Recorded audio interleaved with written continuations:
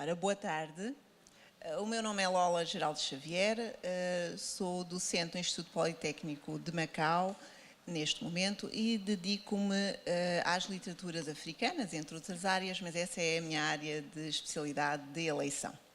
Agradeço muito à Rota das Letras este convite para estar aqui e dou os parabéns aos organizadores por mais este festival. Acho que o sucesso fala já por si.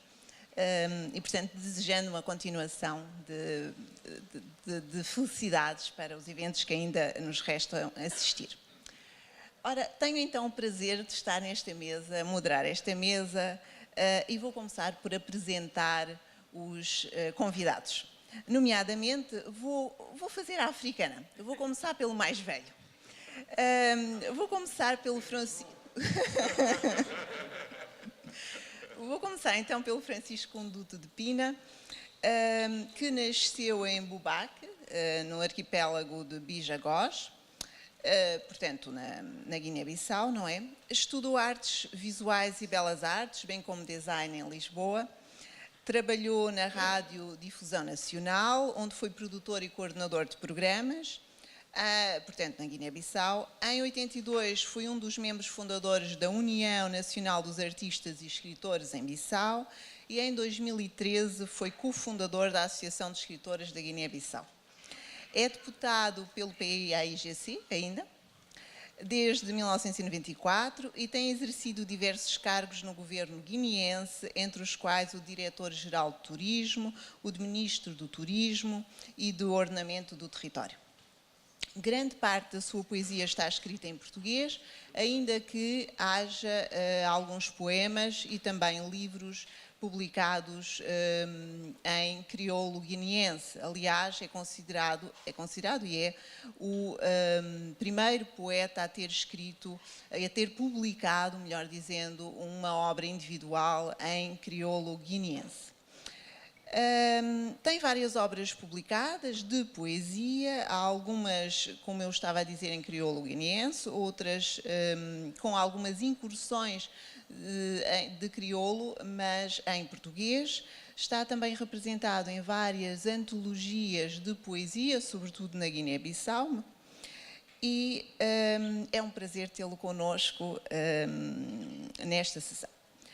Passo agora para um outro país africano e Portugal, portanto, para Gisela Casimiro, que nasceu também na Guiné-Bissau, mas vive em Portugal desde o final dos anos 80, estudou línguas, literaturas e culturas, publicou o seu primeiro livro, Erosão, que eu tenho aqui na minha mão, portanto, recentemente, ou seja, em 2018, o ano passado. Tem textos publicados em Portugal, na Turquia, e foi a poeta convidada no International Youth Writers Meeting, na Turquia, em 2017. Muito obrigada também pela sua presença. The last but not the least, Irondina Joshua, que nasceu em Moçambique e vive em Moçambique, em Maputo.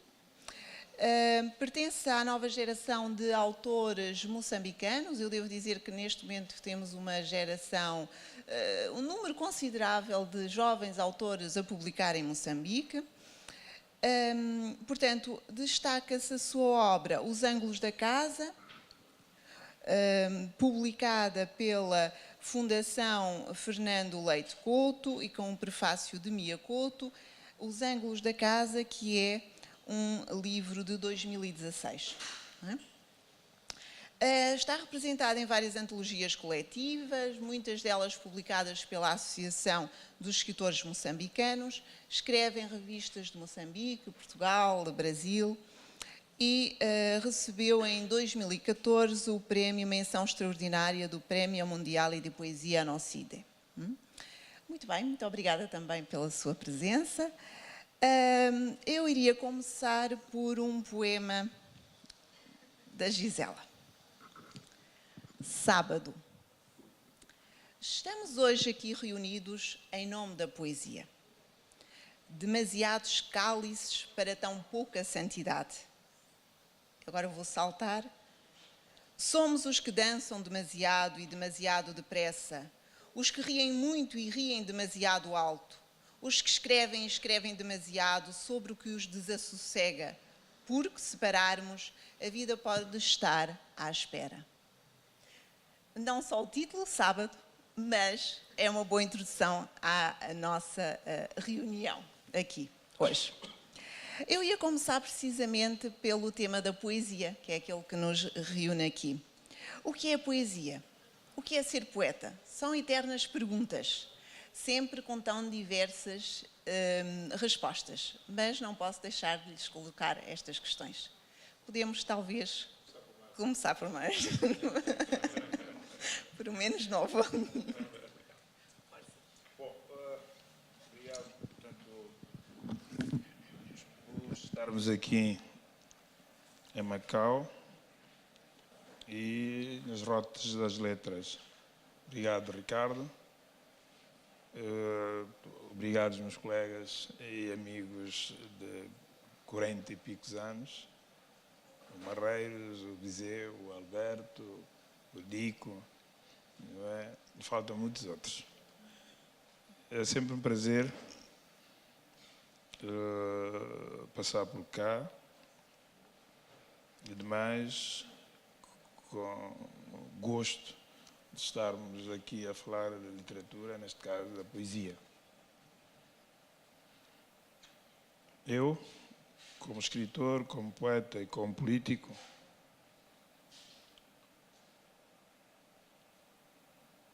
divido-me tanto nessa de poder deixar o mundo melhor cada vez mais, como dizia o Baden-Powell. E a poesia, para mim,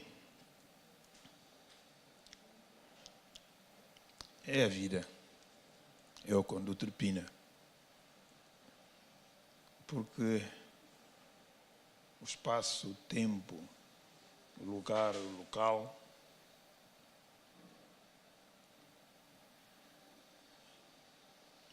os sentimentos que eu tenho do amor, da minha terra, das minhas ilhas. Macau é uma ilha, não é? Portanto, nós os ilhéus temos a sensação e temos o gosto e sentimos-nos frágeis ao mar, ricos em sentir e viver. Tudo isso faz com que a palavra poesia nos entranha e nos faz viver e nos faz sentir. A esperança também, o mar, o espaço. Não é? Por isso que para mim a poesia é uma vida. As andanças, o sentir, o cheiro, o gosto, o tato, para mim, faz-me viver e faz-me sentir a poesia.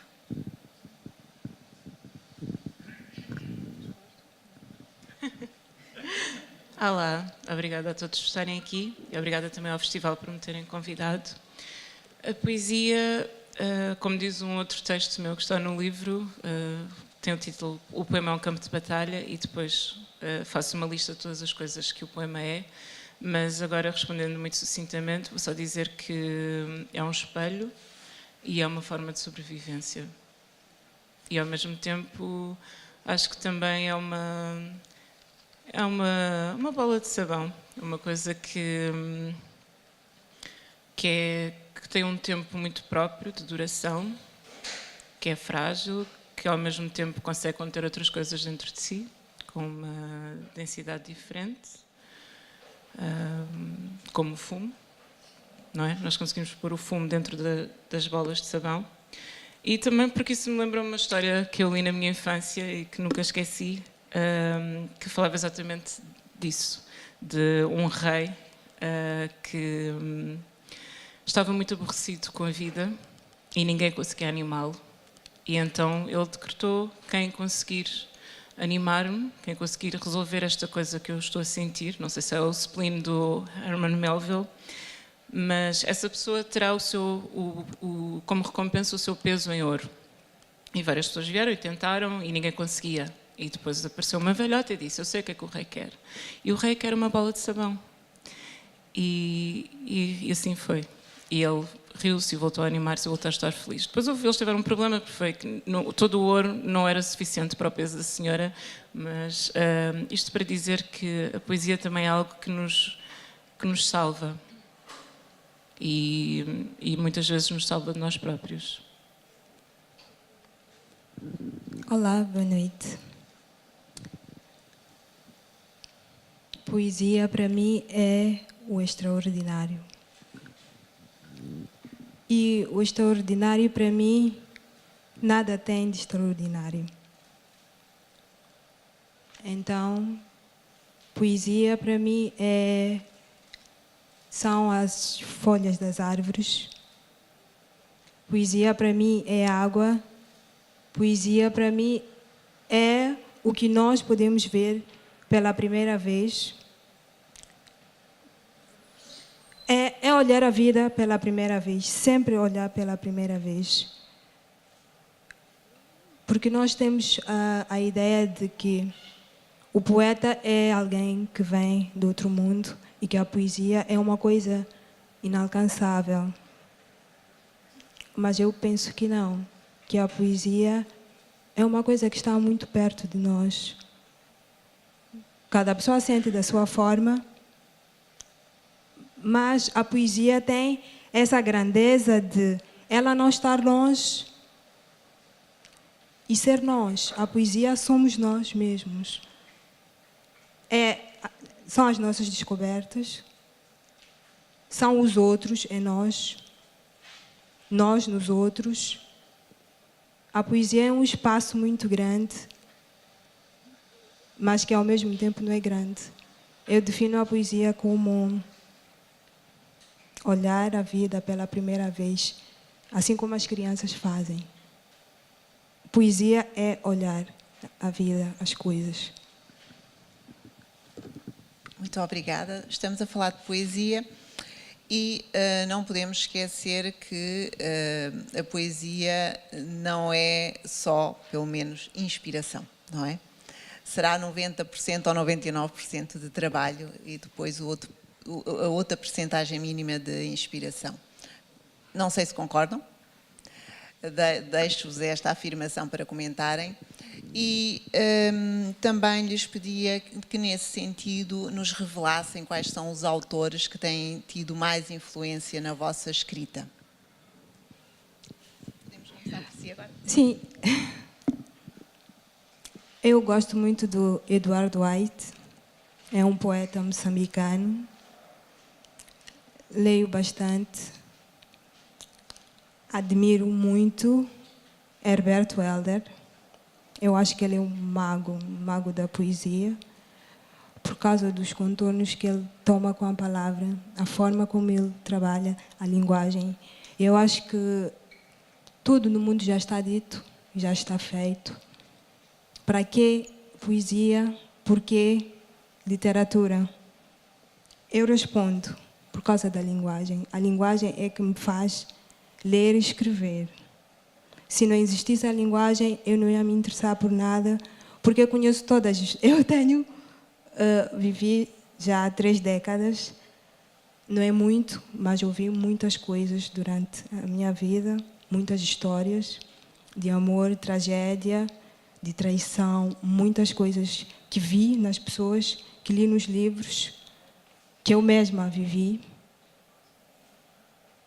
E não é diferente. As coisas que eu li, não são diferentes das outras. Nos livros também é a mesmíssima coisa. Então eu me pergunto, qual é a graça de alguém perder o seu tempo no livro? É a linguagem. É a linguagem porque todos nós conhecemos as histórias que estão ali. Todas as histórias estão conhecidas. Então eu acho que o que faz nós ficarmos eu fico presa no livro por causa da linguagem. E eu acho que Herberto Helder faz isso muito bem, aquela mistura do surrealismo, simbolismo, aquela experimentação. Ele experimenta aquilo que os teóricos, os críticos literários disseram que não tinha que ser feito, que nós não podemos, não devemos usar. Por exemplo, linguagem técnica, palavras técnicas para a literatura. Herberto Helder chega e faz isso. E faz isso da forma mais bonita, por isso que eu gosto. Ele experimenta o corpo, experimenta a linguagem, experimenta a vida. Ele toca. Eu acho que poesia é tocar nesses espaços. Ele invade isso.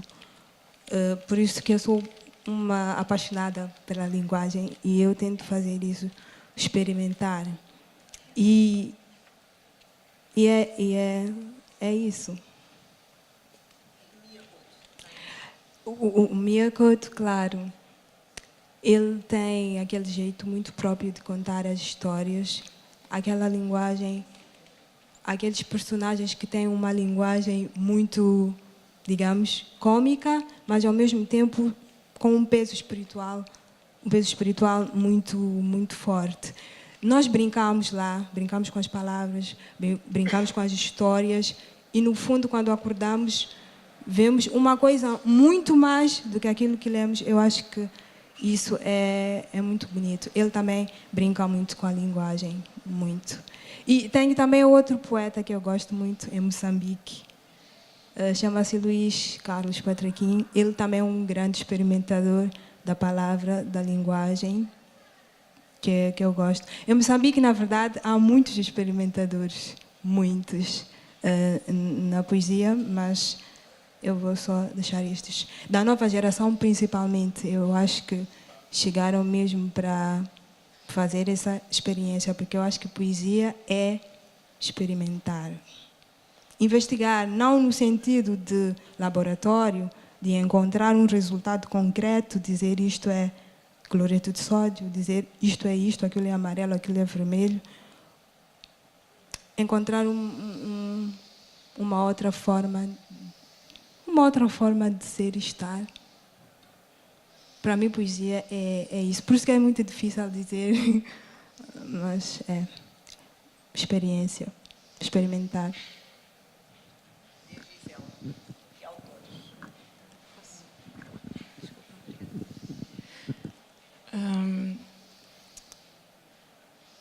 Pessoa, acho que é uma referência óbvia, mas sobretudo Alberto Queiro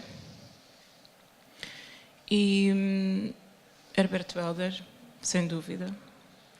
Alberto também me influenciou muito quando li O Medo na minha adolescência pela primeira vez e voltaria a ele muitas vezes. Acho que é sempre um pouco como sair de casa a correr e descer ao fundo da rua até ficarmos sem fogo. Eu senti esse livro um pouco dessa forma. Sou muito influenciada pelo Leonard Cohen também. E depois, já na idade adulta, quando descobri o Daniel Faria e o José Tolentino Mendonça, fiquei muito feliz porque percebi que podia trazer algo que faz parte de mim e que é essa questão da dimensão espiritual que a Irondina já referiu. E aprendi como é que se poderia fazer isso sem impormos a nossa fé, a falta dela, aos outros. E como é que conseguimos trazer o divino a esta nossa dimensão profana de seres humanos. E então são dois poetas que me influenciaram muito, porque também falam de coisas do cotidiano e para mim nada é mais inspirador do que o cotidiano, do que as pessoas. Eu, neste momento estou aqui a falar, mas estou a ver estes pássaros e não consigo abstrair deles porque acho ótimo. E é isso, também Cesarini, claro. E mais recentemente também gosto muito de uma poeta espanhola, que é a Miriam Reyes, que tem uma linguagem muito feminina, muito crua, muito concreta. Fala de questões que são muito do foro feminino, mas que eu acho que são importantes, que devem ser lidas e pensadas por todos os géneros.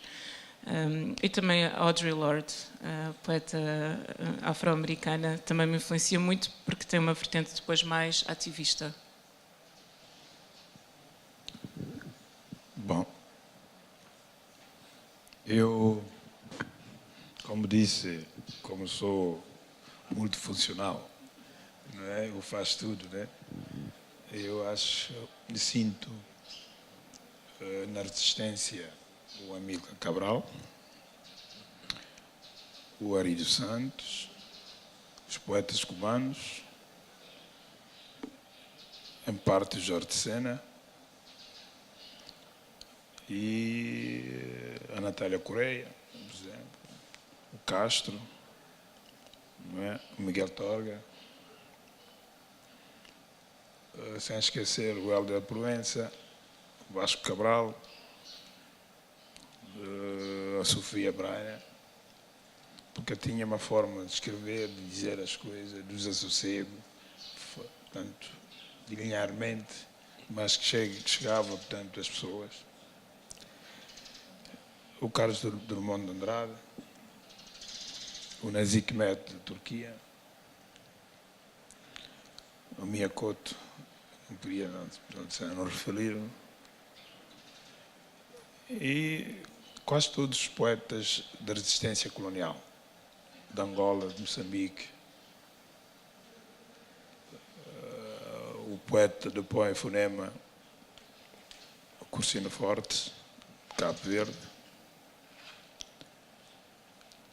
e o Santo Tomé, temos muitas coisas, portanto, penso que nessa parte. E na parte do amor, a Natália também me toca, Natália Correia, quem eu leio como eu, Soriana, e a parte do continente, em Portugal, a Soledade Martinho, em Angola, gosto do Lupito, em Moçambique, o Embate Pedro, que é o novo jovem, tanto que é um médico, mas pega na cirurgia como o Alberto, tanto e faz de letras uma forma tranquila. Parece que está a fazer com bisturi, portanto, umas operações, não é? E, portanto, sem falar, eu não podia não referir a Fernando Pessoa, Eliot, o Pround, o Pierce, o Vitorino Mésio. São vários. A Gisela falou na vertente ativista da poesia, agora o Francisco falou na resistência, autores da resistência colonial. Olhemos então para o tema deste painel. A poesia pode revolucionar uma vida? É a pergunta. E que tem como, enfim, chamemos-lhe epígrafe do Walt Whitman, resistir muito, obedecer pouco. A pergunta que lhes colocava é precisamente essa. A poesia pode revolucionar uma vida? E acrescentava outra. Qual o papel ideológico da poesia? A poesia não tem linearmente a parte ideológica, né? Nós temos Fernando Pessoa, que era da direita, por exemplo. Fernando Pessoa, as pessoas... Falamos todos os dias de Fernando Pessoa como a pessoa que enriquece, portanto, a língua portuguesa. Mas nós esquecemos que o Fernando Pessoa vivia em África do Sul e apoiava, por exemplo, a apartheid. Mas não deixou, portanto, de enriquecer, de dizer as coisas, de pôr as coisas bonitas na língua portuguesa. Não é? Temos Cesarina, que ela falou há bocadinho, que são duas coisas, uma transgressão e outra de agressão. Sentimos-nos bem, tanto com essas palavras, como homem da liberdade, que luta pela liberdade, e da democracia, enriquece a democracia também. A resistência, a verdade, faz parte de nós todos os dias, não é? Porque, num certo ponto, um certo tipo de humor, a ideia e a resistência coincidem, com tudo que nós fazemos. Em cada minuto, o minuto nunca para. Mas se pensarmos, por exemplo, nos países africanos de língua portuguesa, não é? Pelo menos até 74, há aqui uma ligação em alguns poetas à ideologia, não é? A esse papel ativista. O Amílcar Cabral, o Agostinho Neto, não é? O Mondlane, não é? A Sousa, não é? Portanto, são pessoas que nos deixaram um legado que não podemos, e o que nos deixaram está na atualidade, porque lutou-se contra o colonialismo, nós, os outros, estamos a lutar também contra os que ainda não conseguiram, tanto inserir tanto no dia a dia, na modernidade de lógica, da forma de crescer a democracia, reforço a democracia, da liberdade, porque ainda nós, lembro-me, tanto há uns 2, 3 anos, 4 anos, ainda me exilei dentro do meu próprio país, resistindo contra os que ainda pensam que só matando se consegue ser feliz. Eu nunca hei de, costumamos dizer em Bissau, ou em crioulo, camba, sangue, não é? Portanto, ela e os outros que estão aqui em Guiné sabem como luto para a afirmação da democracia no meu país. Não só. Também posso estar na Guiné-Bissau. Se alguma vez a democracia for mostrada aqui em Macau, onde estamos no mundo global, eu estarei, portanto, preocupado com isso. Penso que é verdade, tanto que nos deu, as privações de liberdade não pode acontecer mais. Por isso, a poesia pode chegar lá. Pode chegar na música, na interpretação, no teatro, na dança. Não é? E dizer às pessoas, estás errado. O caminho certo é a liberdade. A liberdade dá-se com a forma clara das coisas. Dizer e poder participar. É isso. Gisela, esse papel ativista, revolucionário da poesia, como é que se pode ver em Portugal, a geração jovem? Há sentido para essas vertentes da poesia atualmente? Sim, nós temos os poetas, e não só, têm saído à rua cada vez mais, não é? Como se tem visto ultimamente, quase todas as semanas, tem havido intervenções várias e elas são de vários tipos também, não é? Nós tivemos agora questões muito ligadas à violência policial, por exemplo, outras ligadas às eleições no Brasil, e toda a comunidade tem se juntado para combater isso. E claro que a poesia é fundamental nesse sentido, porque ela não só nos transporta para outras realidades, mas também nos aproxima da nossa própria realidade. E sobretudo, muitos dos nossos maiores ídolos foram também ativistas, portanto uma coisa está ligada à outra. É impossível, quando existe essa consciência, quando existe esse despertar, quando se desperta para a poesia, quer dizer que também se despertou para a vida. Depois já não conseguimos voltar atrás, já não conseguimos olhar para as coisas de outra forma, e isso também inclui a nossa realidade. E como tal, eu acho que também, por mais egocêntrica que possa ser uma das dimensões da poesia, porque sem sombra de dúvida que o é, ela também nos permite notar o outro. E quando notamos o outro, conseguimos talvez olhar para ele da mesma forma como olhamos para nós. Eu acho que isso é cada vez mais importante na sociedade que corre, porque o facto de vermos o outro como diferente é a base de todos os problemas que estamos a enfrentar agora. Irondina, poesia e ideologia, poesia e revolução de uma vida em Moçambique, faz sentido ainda?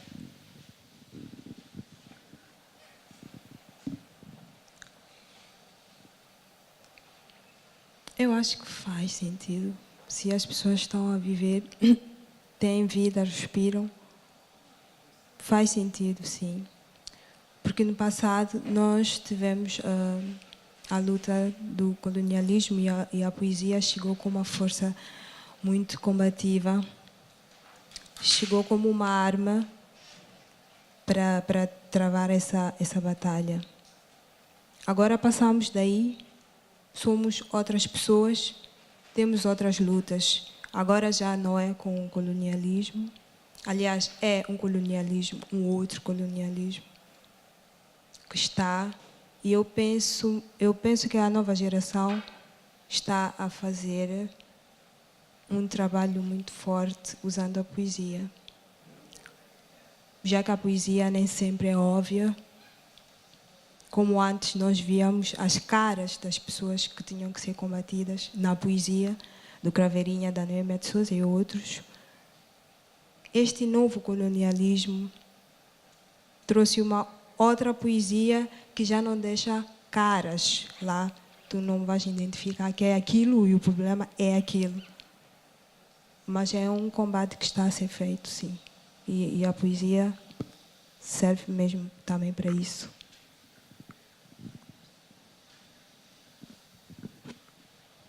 E indo na sequência da Erundina, nós dissemos, tanto que genericamente apológico, dizer que a poesia é uma forma de resistência do ser humano contra todos os obstáculos redutores, tanto a guerra como a doença, tanto a morte como catástrofes, tanto a ditadura como a urbanização e o convencionalismo, tanto a hipocrisia e politicamente correto como a estupidez.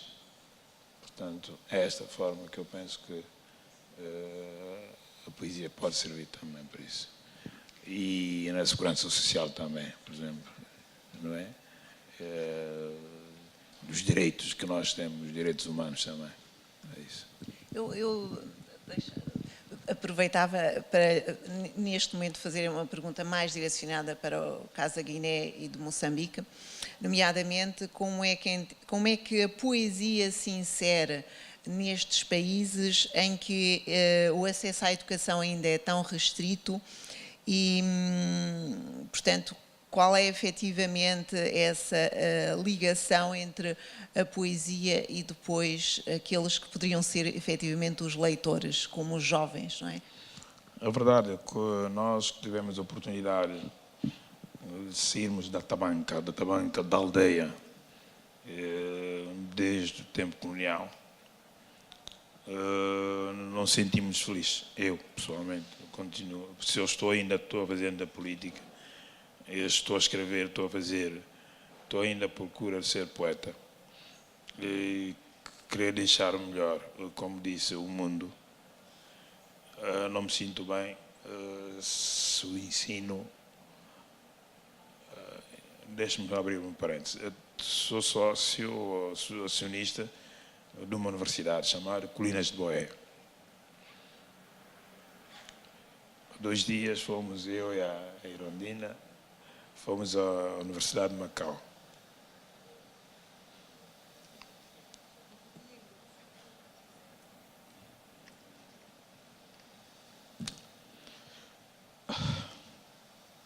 Estamos a ensinar os jovens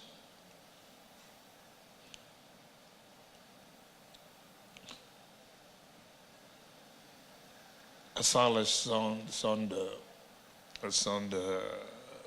não digo taipa, mas crintim, como é que eu posso dizer? De esteiras, tanto nós, não é? Zinco e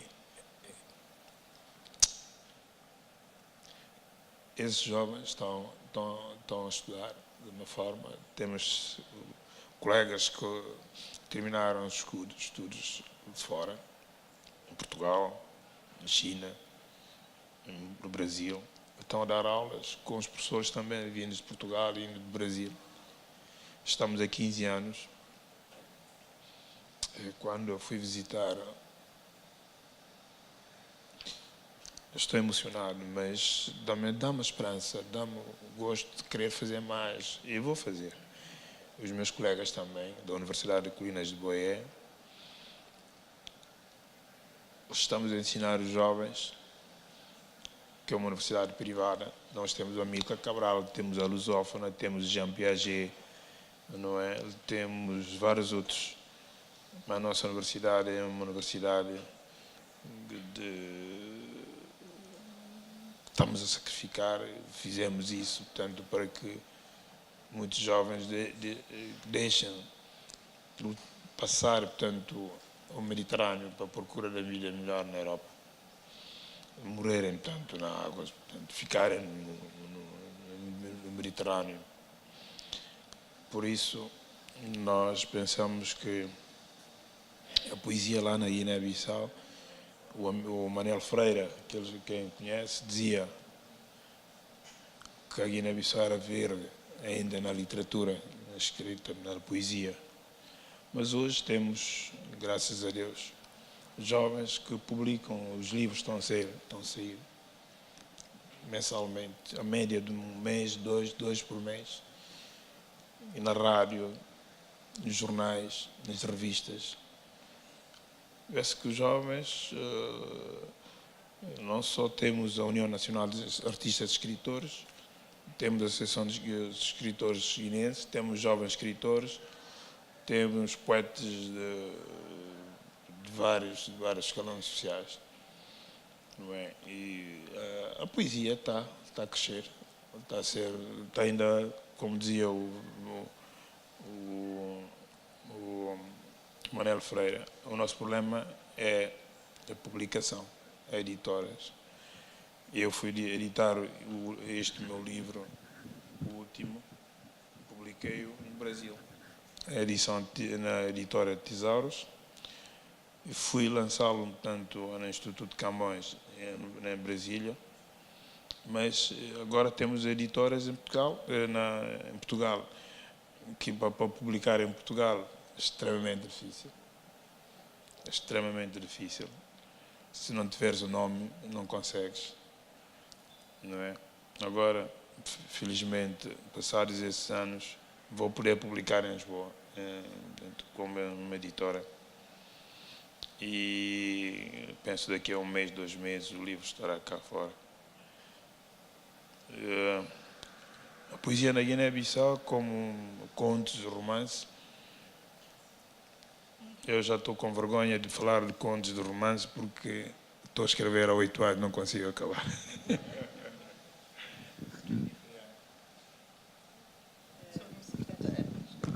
A pergunta era como é que se insere a poesia num país em que há ainda tanta dificuldade de acesso à educação, como Moçambique?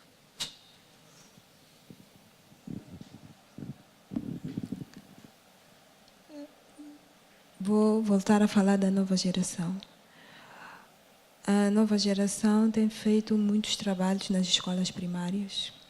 Em alguns trabalhos eu participo. Vamos fazer concursos literários e também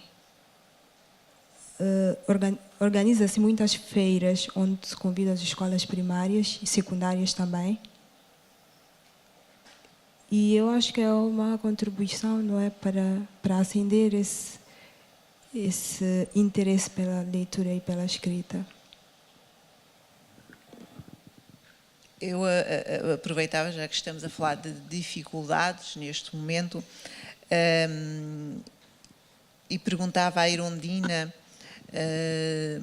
de que modo, portanto, todos estamos a assistir ao que está a acontecer em Moçambique, na última semana, esta catástrofe provocada pelo ciclone Idai, que é considerada pela ONU como a pior tempestade desde sempre do hemisfério sul. Eu perguntava-lhe como é que vê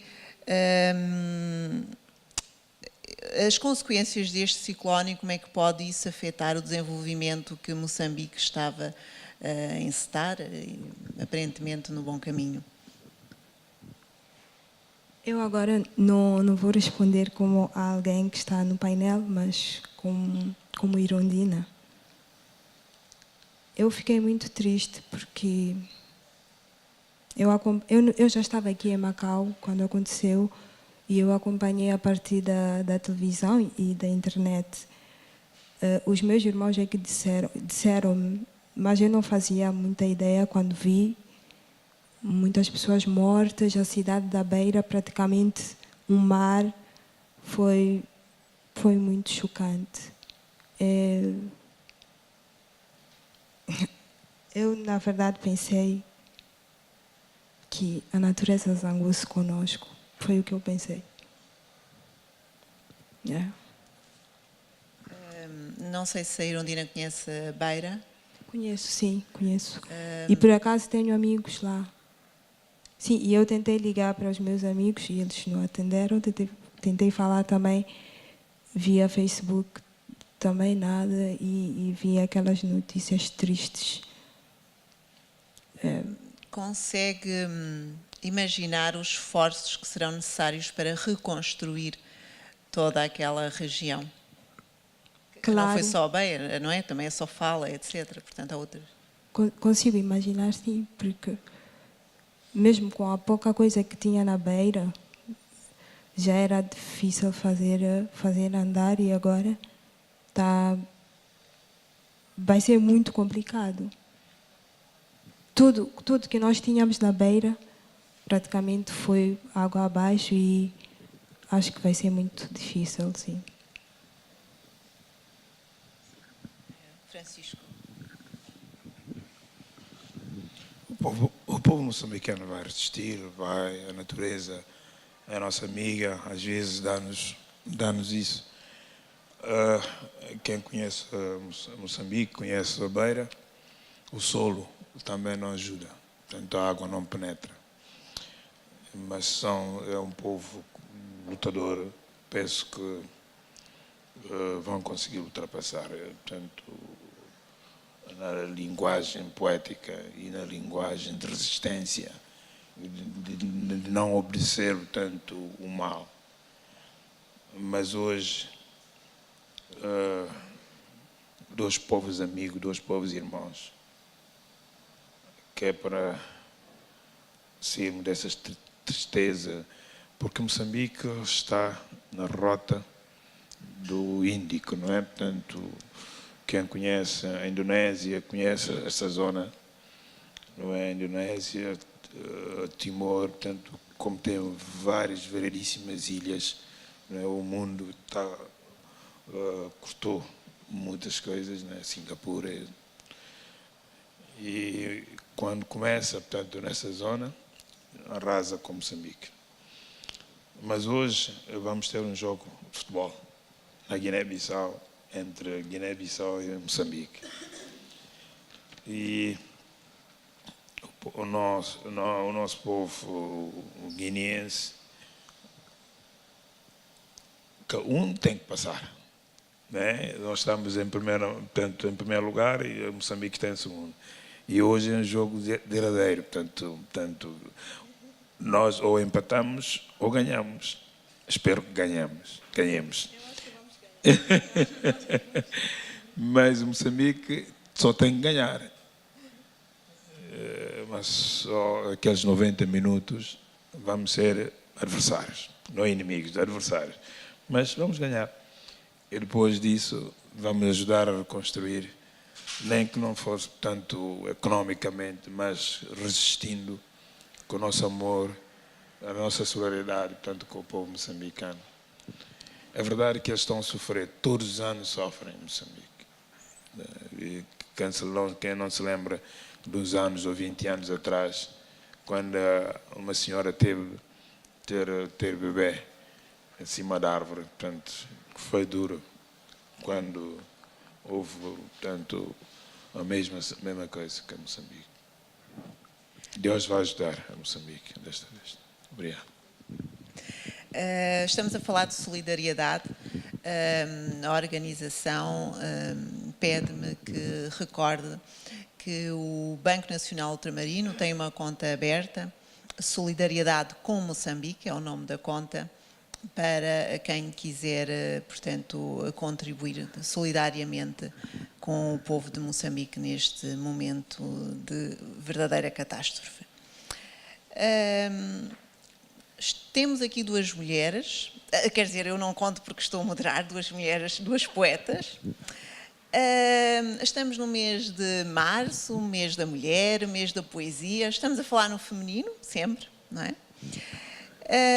Qual é o papel das mulheres nos vossos países? Como é que entendem o papel das mulheres nos vossos países? E, portanto, começava pela Gisela. Será que esta questão ainda tem razão de ser para se colocar? Sim, mas qual é que é o meu país, não é? Também faço esta pergunta. Eu neste momento sinto que Macau é o meu país também. Sim, acho que cada vez mais essa questão da mulher e da identidade tem vindo a ser trazida à tona, mas eu nesse sentido por acaso queria citar aqui duas poetas que são importantes para mim, começando pela Audre Lorde, que disse uma coisa muito importante, que é "Your silence will not protect you", e a Maya Angelou, que disse "I had a voice but I refused to use it". Isto porque ambas passaram por situações traumáticas ao longo da sua vida, e uma lidou com isso entrando numa fase de silêncio que durou vários anos, mas durante esses anos ela leu tudo o que encontrou em várias bibliotecas, e por isso é que se tornou a pessoa que se tornou, não é? Que foi a Maya Angelou, e depois a Audre Lorde, que percebeu que não podia ficar. E, portanto, Audre Lorde disse uma outra coisa, disse muitas coisas incríveis, mas há uma que ela disse que foi "Women have survived as poets and there are no new pains, we have felt them all already". E é isso, nós não estamos aqui a inventar nada de novo, porque todas essas emoções já foram sentidas e continuarão sempre a ser sentidas, porque fazem parte da nossa condição humana, mas é verdade que a mulher tem esse papel, a mulher deve ser ela própria de falar e nós vivemos em sociedades que ainda são matriarcais, independentemente de tudo de todas as queixas contra o patriarcado, mas nós vemos isso na sociedade nigeriana, nós vemos isso na sociedade guineense, até também na sociedade portuguesa, na verdade. Gira tudo muito em volta desta questão da mulher, da família, da identidade da mulher dentro e fora da família, mas eu acho que ao mesmo tempo também estamos a aprender, enquanto mulheres, a respeitarmos outras mulheres que não querem ter famílias e que também têm uma voz, e eu acho que tem a ver com isso, é a mulher a dar voz a ela própria, mas também a ouvir as outras mulheres, para também não cairmos para não nos colocarmos a nós próprias nessa prisão onde supostamente já outros nos colocaram anteriormente e durante tanto tempo, e da qual em alguns países ainda se luta tanto para sair de... portanto, sim, acho que é sempre o papel é esse, é falar, mas com consciência, claro, não só falar por falar. Irondina, papel da mulher.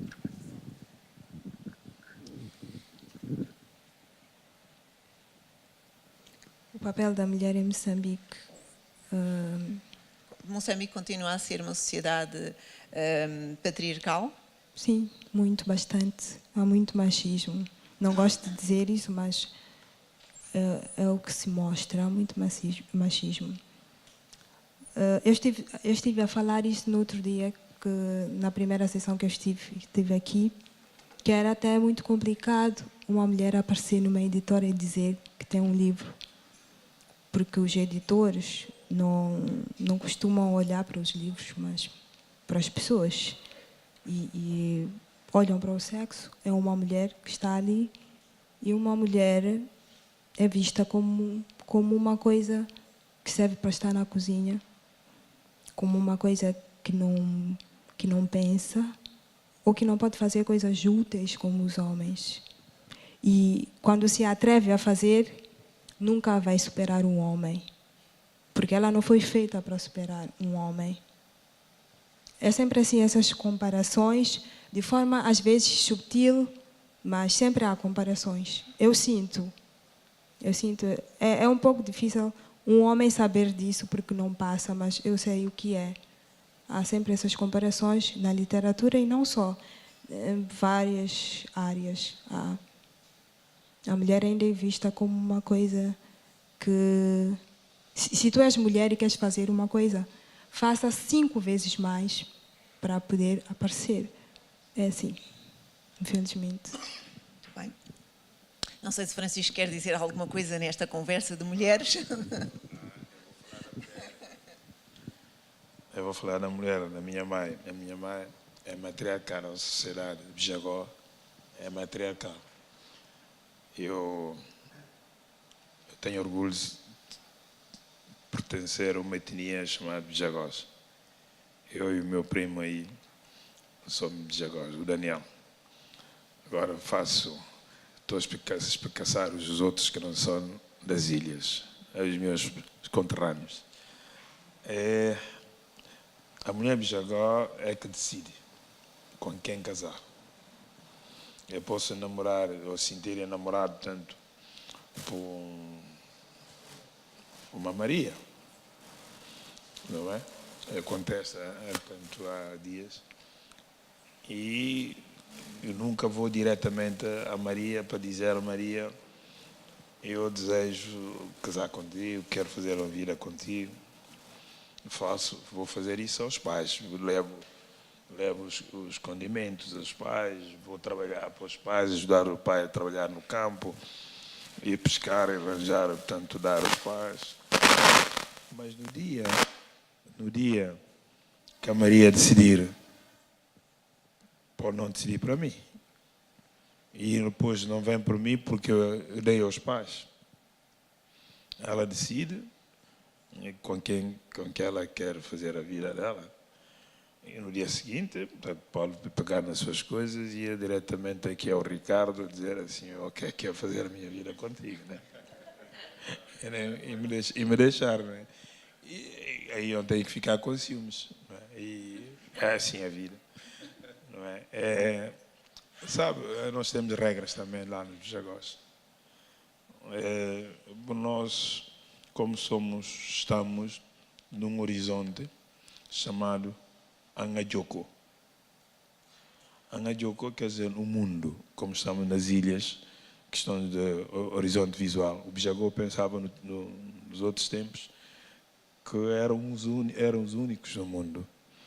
Portanto, tinham que ter regras. Não podiam brigar, não podia cortar. Se eu estiver a brigar com alguém e cortar essa pessoa e o sangue derramar, eu vou obrigar a mãe a ter outro comportamento, pagar durante toda a vida. Portanto, poder derramar sangue do inimigo ou de uma pessoa com quem brigar. Portanto, a mãe tem um papel preponderante na nossa sociedade.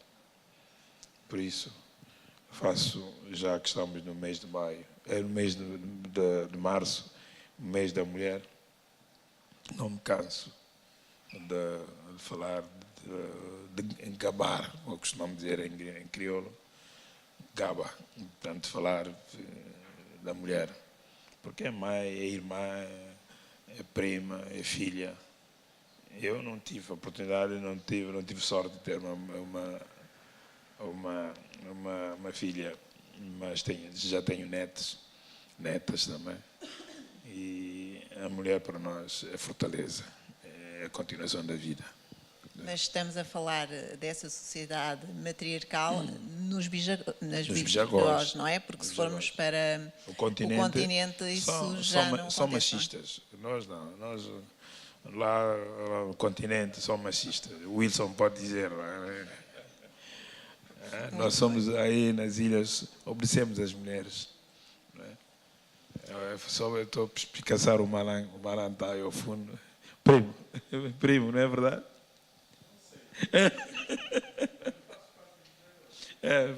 A mãe também é. Tá bom. Eu vou daqui a pouco desafiá-los para lerem um poema, mas para já passava a palavra para o público. Questões que queiram colocar, por favor.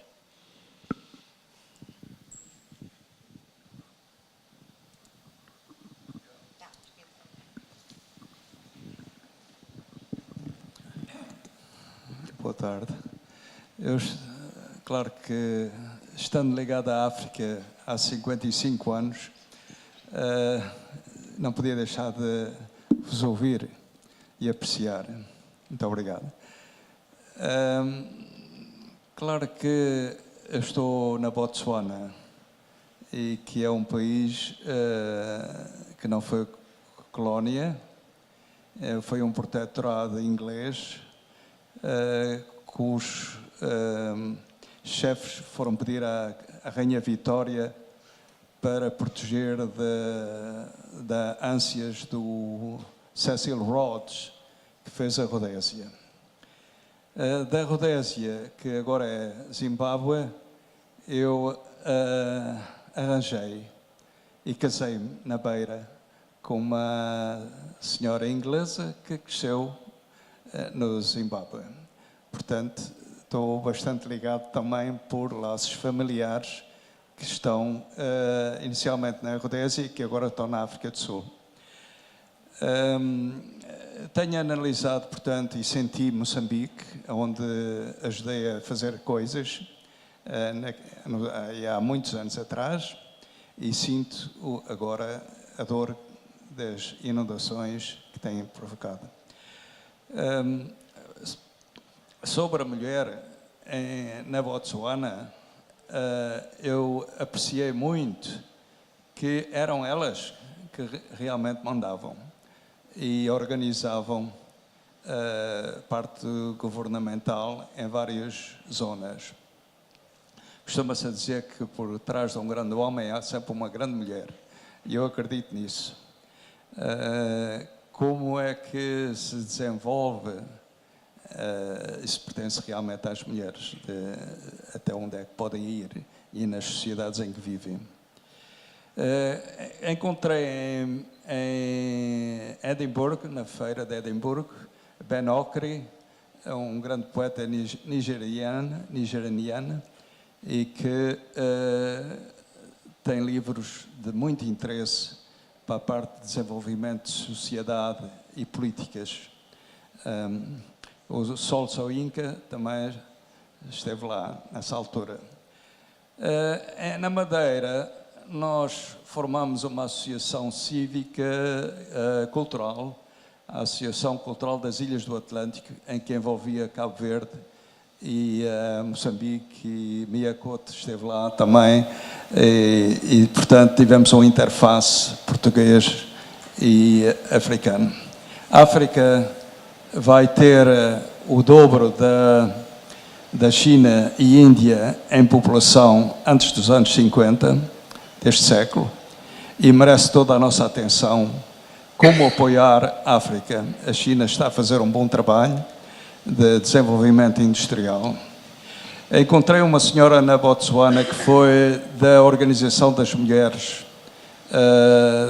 de Negócios, e que é uma organização forte, e que estou convencido que aí também podem reforçar a posição da mulher em África. Eu desejo, portanto, muitas felicidades e muita poesia em África. Obrigado.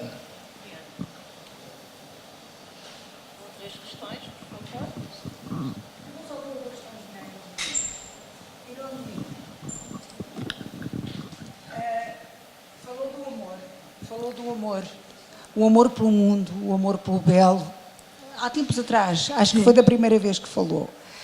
E agora falou deste desastre natural que está a acontecer na Beira. E disse que as coisas vão regredir. Mas regredir em que aspecto? No plano do material. Também há vidas que se perdem, obviamente, é preciso fazer uma reconstrução. Mas em termos de poesia, a dor que daí advirá não virá trazer mais à poesia? A poesia não é um mundo de dor, ou o poeta é mesmo um fingidor? Gostei muito da questão. Eu acho que a poesia existe porque existe o trágico. E o trágico é essa capacidade de nós nos superarmos, de nós nos fazermos outros. Sim, eu acredito que vai haver uma poesia muito forte, não só vinda das pessoas da Beira, de outras partes de Moçambique também. Creio que sim. E eu acho que a poesia não está só na calma ou na alegria. Eu acho que quando nós estamos calmos, nós não estamos preocupados, estamos bem, não procuramos nada. Mas quando sentimos dor, quando fazemos perguntas, quando buscamos alguma coisa, conseguimos nos superar. Eu acho que poesia é isso. É o trágico. A capacidade de nós irmos para outras direções. Uma terceira intervenção. Sim. Boa tarde. Eu tinha uma questão para o... Ok. Força, força. Para o Francisco. Eu sei que é um grande impulsionador na divulgação do crioulo guineense. E eu gostava de saber, não sei se já foi abordada essa questão, gostava de saber se a nível da poesia têm surgido jovens a escreverem utilizando o crioulo guineense. Obrigada.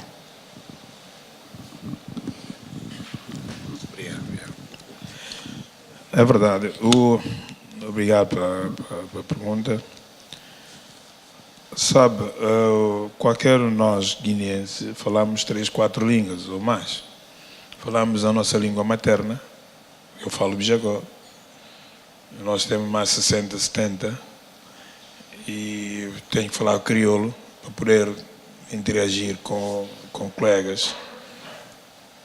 Estou a falar português. Arranho o inglês, arranho o francês, arranho o espanhol. Bom, estou falando eu. Agora, há colegas, por exemplo, os que estão cá já falam inglês.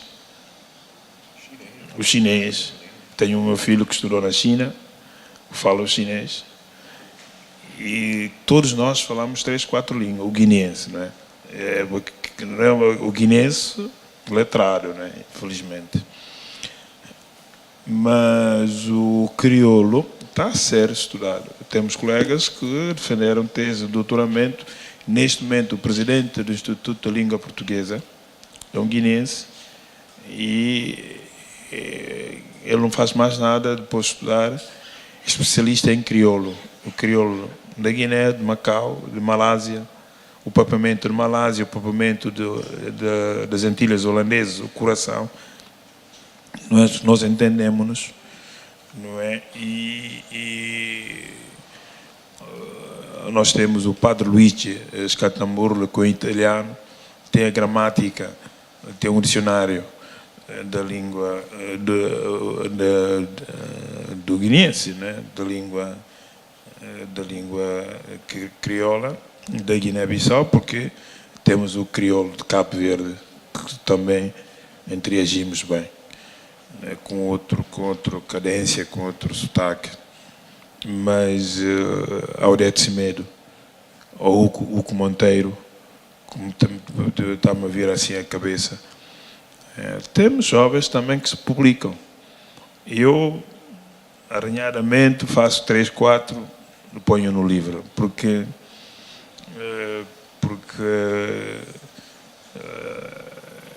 há colegas que cresceram, por exemplo, tiveram a oportunidade de terem nascido, por exemplo, em Bulama, em Cacheu, ou em Varela. Então, Varela é um bairro de Bissau. Os que cresceram em casa com os avós que já dominam o crioulo. Eu não, eu saí de Matamanca, fui para os padres italianos, saí dos padres italianos, fui para Bissau, para o liceu, fui para Portugal. Portanto, em criança, depois voltei já com a idade do Marreiros, é mais novo, mas o Dico e o Alberto, não é? Somos colegas. E o crioulo está a ser desenvolvido nas escolas. O padre Luís Escantamburro está a ensinar os miúdos a falarem a língua, o crioulo, antes de começarem a falar português. Fazem os primeiros 4 anos do crioulo, depois, quando estão a entrar no ciclo, aqui na 5ª classe, né, nós lá em começa a ter o contacto com o português e com outras línguas, portanto, que não são maternas, a língua oficial, o português, né? E nós temos também algumas brasileiras, que até tenho as fotografias delas, que estão a desenvolver esse sistema com o Padre Luís, que é um italiano que está na INE há mais de 40 anos. Tem umas escolas, portanto, que está a ser apoiado pelo Instituto de Camões também, portanto, por causa disso. É interessante o crioulo. Mas ele conseguiu já pôr a gramática, mas estamos em discussão. Há palavras que eu não estou de acordo. Escrever a casa com C, por exemplo, nós pomos, eu sou, portanto, com capa. Chiquini, como é que eu devo beliscar chiquini quando estou a beliscar aqui, não é? Não é estou a beliscar a ela, não é? E nós dizemos chiquini, como é que eu devo escrever o chiquini? O nhi, não é? Se é um til em cima do N. Portanto, tudo isso está a ser discutido na Guiné. Eu assisti já, mas não sou assim muito para o crioulo, porque não domino bem o crioulo profundo, o crioulo que eu gostaria de pôr na escrita. Mas há colegas que conseguem. O Hugo Monteiro, a Odete Cimedo, portanto, que ela defendeu e é doutorada tanto nisso. Portanto, mas eu sou um curioso nisso. Muito obrigado. Muito obrigada também. Ora, temos, creio que 3 perguntas. Podemos começar por aqui. Sim, a seguir, se não se importa. Obrigado. Muito obrigado por a ter conhecido, e agora também a nossa amiga de Moçambique, para quem mando um grande abraço de solidariedade pelo que tem afetado o país e particularmente Beira. Tenho um outro amigo que trocamos o WhatsApp e sei que in loco aquilo é dantesco. Por isso, um grande abraço. Estivemos a conversar esta tarde, ela é do mundo, agora é de Macau também, que bom. E curiosamente, eu li poemas das 2 poetas aqui presentes, e o Francisco, que somos amigos e somos nos anos 70 de Lisboa, não é? Conheço muito pouco. Conheço o primeiro livrinho que ainda tenho, com a tua dedicatória, que falas da autodeterminação do povo guineense, etc, etc.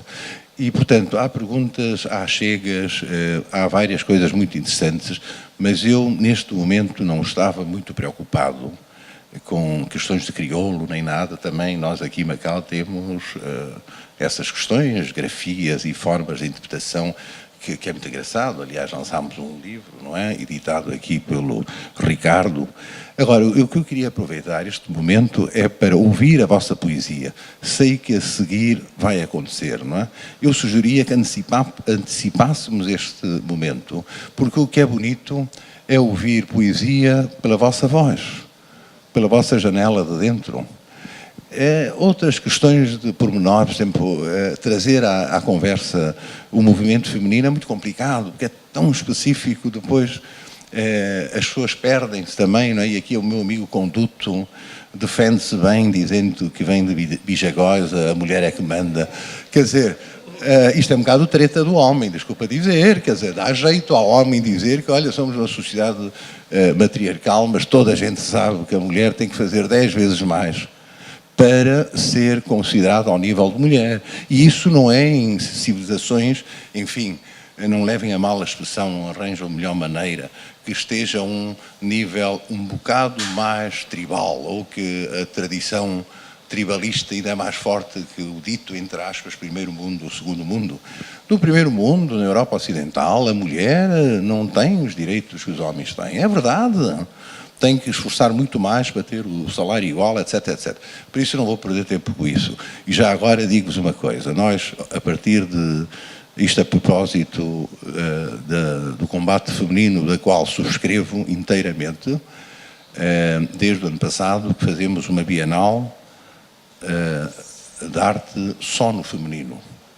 E todos os países, quase todos, acho que 20 e tal países do mundo, dos 5 continentes foram representados. Para o ano vamos ter novamente e conto convosco. Está bem? Embora seja artes visuais. Agora, a minha proposta é o seguinte: leiam mais as vossas poesias, que eu estou muito interessado em saber e ouvir as vossas interpretações. Porque o que eu penso não interessa. Eu acho que a poesia não é só tragédia, paixão, tranquilidade, futilidade, direito ao ócio, tragédia, obviamente. Tudo é poesia se for vista como uma forma diferente, minimalista ou macro do mundo. Portanto, agora queria sentir esta matéria da vossa alma, se me permite, ok? Muito obrigado. Muito obrigada, mas antes, antes, desculpem, vamos terminar esta sessão de questões. Há ali mais uma questão seguramente, não sei se deste lado havia alguém também. Ok, pronto. Há no mínimo uma, eventualmente 2 questões mais. Muito obrigado. Muito obrigado à moderadora. Não seria bem uma questão, seria mais uma complementaridade das questões que se levantaram aqui. A moderadora levantou a questão sobre a educação na Guiné e Moçambique versus poesia. Também se falou da poesia como reflexo da tragédia. Eu, por acaso, queria dar a minha contribuição, resumindo o que o arquiteto Marreiros disse. A poesia traz tudo. Traz a tragédia, traz a romance, traz o amor, traz a vida, traz tudo. Para dizer que o meu entendimento é que a poesia é transversal. É transversal, tanto assim que na Guiné, falando já concretamente na Guiné, da relação educação e a poesia, temos poetas que nem foram à escola. Nós na Guiné temos o conduto pode dizer, temos aquilo que nós chamamos os didios, griots, fazem versos de amor, da vida, de sentimento, que não tenham ido à escola. Isso que significa que a poesia é reflexo do sentimento do homem perante a natureza. Portanto, por isso é que eu digo que é transversal. Não precisa ser acadêmico para ser poeta. É o meu entendimento. A nossa experiência na Guiné nos diz. E isso não vem de, digamos, essa experiência não é de 300, 400 anos. Vem de mais, desde o Império do Mali. Você tem os imperadores desse império que tinham os seus poetas, que lhes gabavam na guerra, traduziam em poesia as façanhas da guerra, a bravura, ou senão os amores, das paixões dos chefes. Portanto, é a minha complementaridade enquanto a poesia. Eu penso que limitando a poesia ao ensino, que nós achamos que é a intelectualidade hoje, limitaríamos ao horizonte da poesia. Essa é a minha... Obrigado. Gostei muito da sua abordagem. Eu nunca olhei para a literatura como uma coisa intelectual. Nunca olhei. Por isso, nunca iria à faculdade ou à universidade para estudar literatura, apesar de eu gostar, mas nunca ia olhar para o sentido mais científico. Eu gosto de olhar para a literatura como uma coisa, um conhecimento desarranjado, uma coisa que acontece, uma coisa que flui. Então, quando eu estive a falar sobre os grupos da nova geração do meu país irem para as escolas, é porque é lá onde se encontram as crianças, as pessoas. Eu conheci a literatura em casa, mas comecei a gostar mais, foi mesmo na escola. Eu lembro que na escola secundária tive um professor, o Dr. Mapera, que agora é muito meu amigo, por acaso ele está na Beira, não consegui falar com ele, infelizmente. E ele gostava tanto de literatura que fez uma parceria com o Instituto Camões, em Maputo. E a minha escola era a Escola Secundária Josina Machel, que fica bem perto. E nós fizemos vários concursos, muitas coisas interessantes lá. Então, a poesia parece estar a entrar na academia, mas, no fundo, não está a entrar. É porque é lá, nas escolas, que se encontram as pessoas, porque tu não vais bater à porta para encontrar as crianças, para poder mostrar isso, não é? Mas eu acho, tenho a certeza que mesmo os professores sabem que a literatura nada tem a ver com intelectualidade, porque o nosso poeta maior, José Craveirinha, não era nada uma pessoa muito estudada, mas ele tem uma alma tão grande, uma poesia tão grande, muito até, não quero ofender ninguém, superior que de algumas pessoas que foram à escola. Então é por isso que eu digo que a literatura é muito grande por causa disso, porque ela transborda, ela passa esses quartinhos ou esses lugares que nós vamos construindo como padrões. Ela anda em cima dos padrões, ela é muito superior por causa disso, né? Tínhamos uma última pergunta? Não? Não temos aqui? Então, muito bem. Sim, mas eu queria dizer uma coisa. Eu não sei dizer textos, não sei declamar.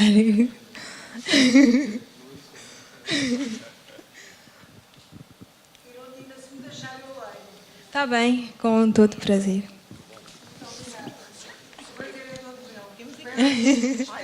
Fazer alguma coisa de jeito. Mas então, se não se importa, nós temos aqui especificamente. Não teria pedido. Sim. Alto mãe é que mora em mim.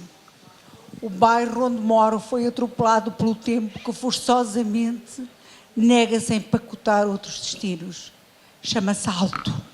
Quando a chuva que lhe corre é fria, não nas suas temperaturas.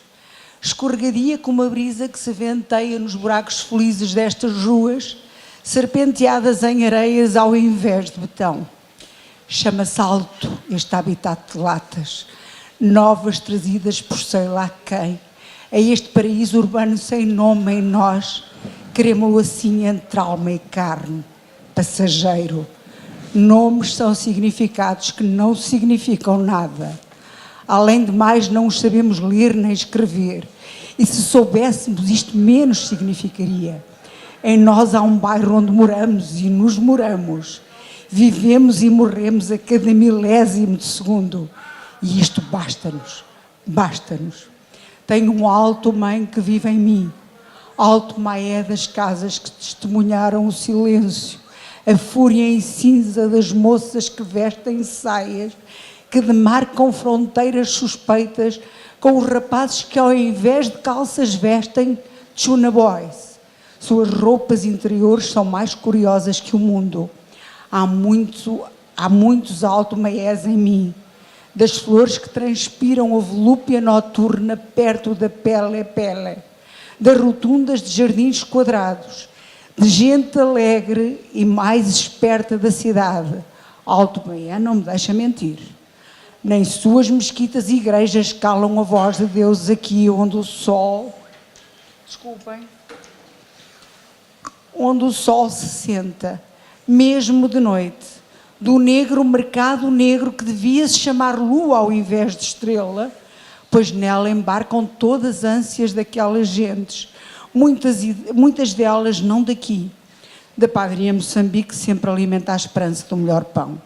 dos barulhos quentes dos ralis antes do fim de semana, do sapateiro que canta com o seu martelo abengalado, de alguém a escrever um verso que talvez não mude nada, mas um verso é um verso.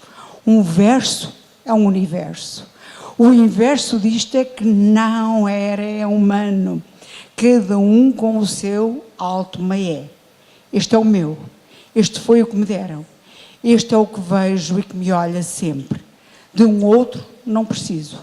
Daqui consigo sentir a voz de todos os altos maienses, porque o som não tem gente na sua metafísica.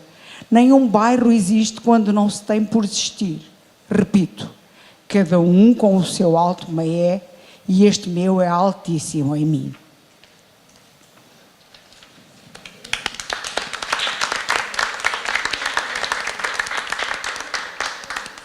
Isto continua, desculpem. Não vai. Tá bom. Quando alguém planta pedra, é como se a pedra cresça, ou para que se mostre a flor azul nos sítios profundos do pneuma. Por exemplo, a caligrafia da vulva não para de dizer o poema terrestre. É natural que se proíba a morte. Crianças temem fronteiras rápidas. A iluminação da carne é sempre o bocado a ser tocado. Não batam palmas, por favor. Isto continua. Filo Chordata. Todas contemplações diurnas regendo a imagem das espinhas. Matéria à horta. Artéria noutra face debaixo da cratera. Mel empobrecido ante ordem cósmica. A sílaba encosta à mecânica do mundo. Medo e fantasmas são mesmo coisa quando se fala de vinho. Por isso pombas e víboras sazonam na morte. As entranhas estranhas. Arrancar o menstruo para ver a mãe, para tocar no filho. Puro dia escrito pela retina. Coração fora a cantar coisas magníficas. Uma bolha de água a salivar. Eles caminham com o fogo no centro das mãos, deixam Deus atravessar o arco escondido, as bocas.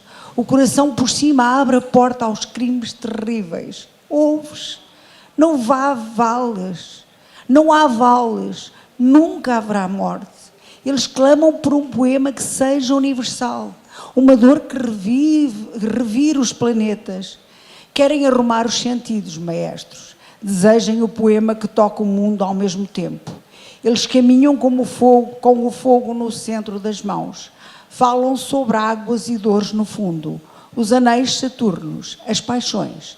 Caminham de Marte para Marte, cegos. Que pior cegueira pode haver senão a que nos guia mostrando luzes? Não sei dizer incompreensivelmente dentro da cavidade central, porque a força lenta se faz intensa. Incompreender é nudo, transfigura as representações. Tomo isto como um movimento desalinhado e límpido, terrível, terrífico, sagrada união das canções nas visões secretas.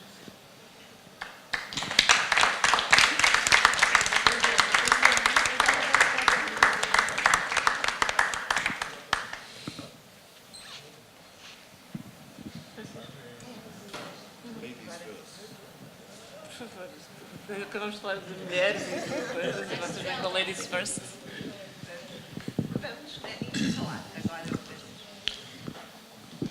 Eu não sei dizer os meus poemas, né?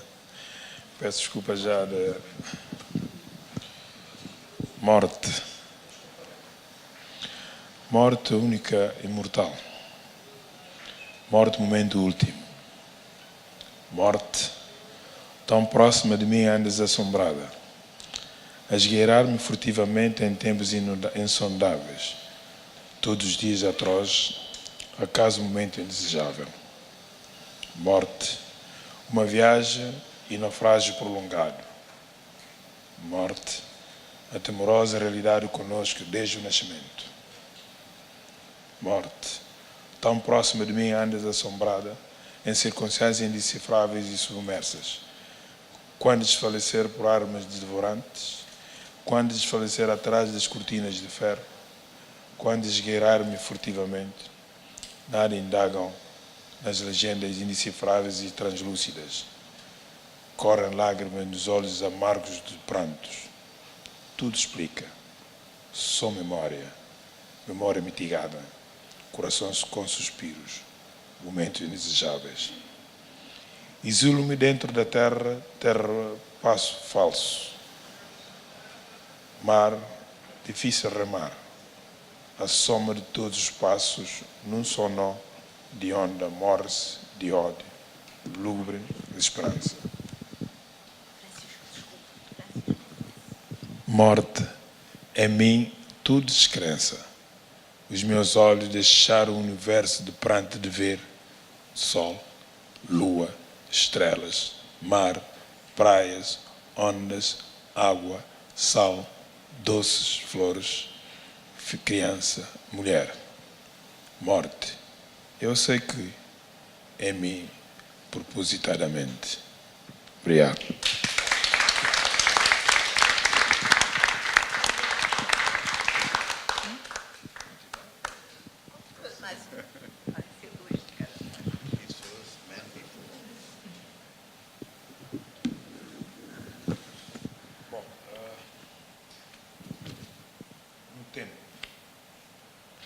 Sabe, este livro está dividido em três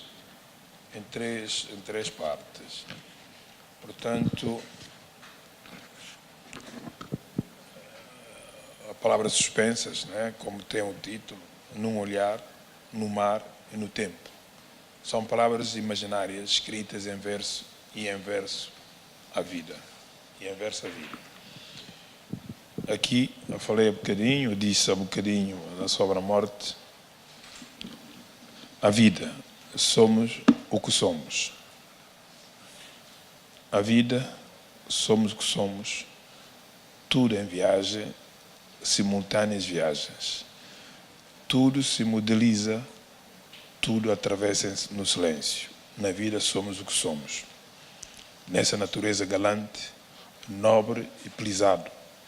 A vida é isto, até prova em contrário. A vida são versos virados ao avesso que ninguém entende. Muito obrigado.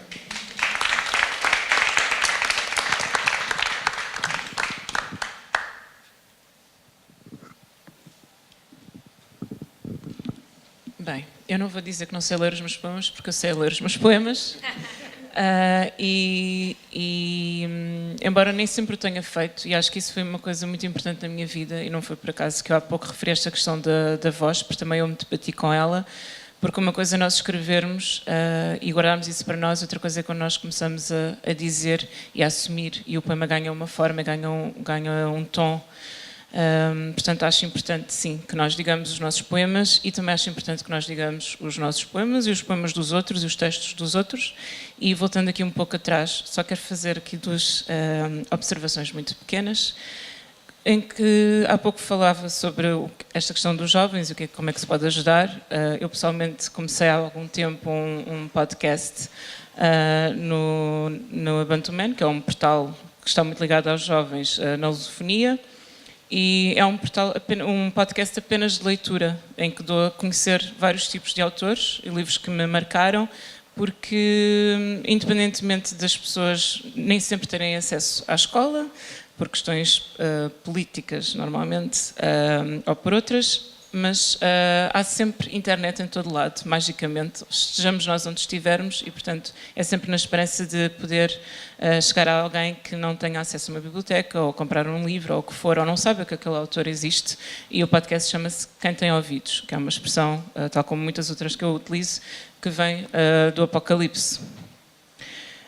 Isto é uma coisa. Outra é que acho importante, nesta questão aqui na Guiné-Bissau, e isto vai ser uma coisa muito rápida mesmo, que também se perceba que, sim, se poesia pode ser uma forma de política, a política, e há pouco falou nisso, não é? Na questão dos bijagós, o nosso mundo, não é? Então nós sabemos que não existe só o nosso mundo, sabemos que existem outros mundos. Também temos que tentar não querer ser só nós no nosso mundo e perceber que dentro do nosso mundo existem outras pessoas também. E acho que é importante deixar-se entrar outras pessoas, outro sangue, outras vozes, outras gerações que não estão, podem ou não estar ligadas com a política, mas que falam a mesma língua e que são do mesmo país nestas associações, nestas organizações que existem para promover não questões políticas, mas sim a literatura e a língua. É só este o reparo que eu quero fazer. E então, posto isto, quero ler os meus poemas e agradeço o vosso tempo. Raízes. Tens a altura das raízes que prendem a terra ao seu eixo. Quando me faltar o verão, tocarei o teu cabelo.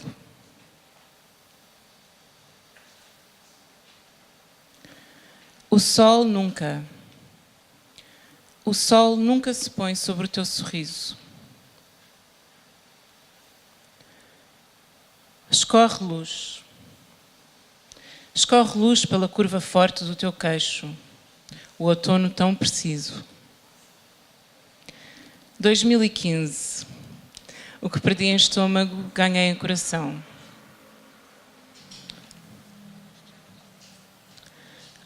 Leonard Cohen morreu.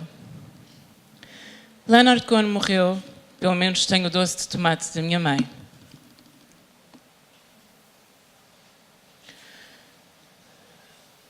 Mantenha a porta fechada. Mantenha a porta fechada, disseram, mas a nossa segurança acabou aqui.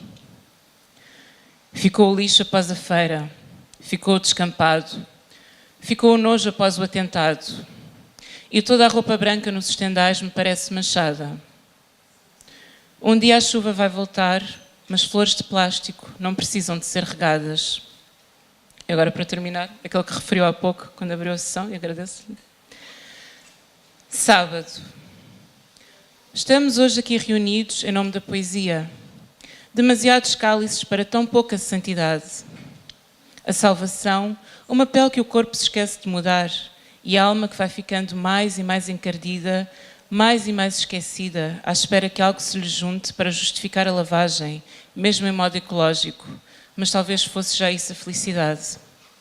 Somos os que falam demasiado e demasiado depressa, na esperança de desafiarmos a física e finalmente provarmos que a luz é mais rápida do que o silêncio, mas falhamos. Ela andou no colégio de freiras e usa sempre batom vermelho. Ele tem uma janela para outro lugar, mas preferia não ser pai. Ela tem um braço onde apoiar-se, mas tropeça constantemente. A mãe faz anos amanhã, mas nada adoça a morte do pai e ainda assim o filho insiste para que eu sorria sempre. Ela tem o tipo de cabelo com que se lavam os pés no livro, mas deixou de acreditar. Somos os que dançam demasiado e demasiado depressa, os que riem muito e riem demasiado alto, os que escrevem demasiado sobre o que os desassossega, porque se pararmos, a vida pode estar à espera. Obrigada.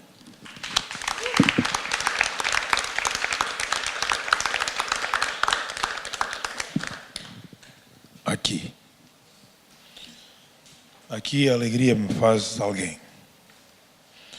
Aqui, imensas carícias. Sonho, corpo e amor ligados no voo etéreo do desejo crente. Aqui, o meu coração tem sentimento disperso.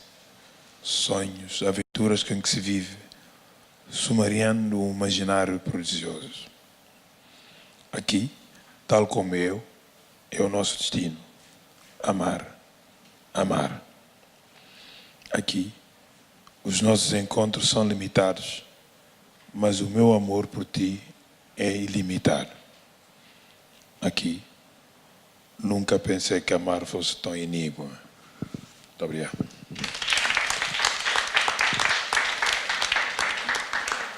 Eu acredito. Na Yanda, portanto, no andar, à procura do inexprimível, sem olhar para trás, neurônios, perpétuo, víscera angústia, motivo distante, ardidos de cérebro, sentidos à distância, que nem mesmo eu gemidos incontidos entendo.